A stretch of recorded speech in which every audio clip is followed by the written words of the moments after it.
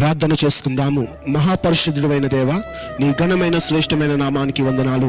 ఈ ప్రార్థన ఎవరైతే వింటున్నారో వారి పట్ల నీ కార్యము జరిగించండి. వారు ఏ ఇబ్బందుల్లో ఉన్నారో, ఏ అనారోగ్య స్థితిలో ఉన్నారో, అప్పులతో, కుటుంబ సమస్యలతో, ఆర్థిక పరిస్థితులతో తండ్రి సతమతమవుతున్నారో తండ్రి, నీ విడుదల శాంతి అనుగ్రహించండి.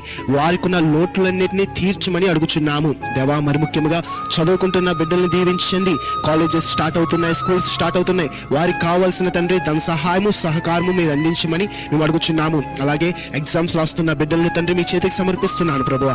మంచి ఉత్తీర్ణమైన మార్క్స్ వచ్చేటట్లు సహాయం చేయండి. అదేవిధంగా వివాహం కాని వారికి మంచి జతను ఏర్పరచమని అడుగుచున్నాము దేవా. అయా, సంతానము ప్రాప్తి లేని వారికి సంతాన భాగ్యము అనుగ్రహించండి అయా. ఇంకా వారి హృదయ ఆలోచనలు, ప్రార్థనలు మీరే నెరవేర్చమని అయా. ఈరోజు వారు చేయ ప్రతి పనిని మీరే తండ్రి సఫలపరచమని, మీ దూతలు గాటు ప్రతి వారిపై ఉంచమని నజరేయుడైన యేసు నామములో అడిగి వేడుకొంచున్నాం మా పరమ తండ్రి, ఆమేన్. దేవుడు మిమ్మల్ని, మీ కుటుంబాన్ని దీవించి ఆశీర్వదించును.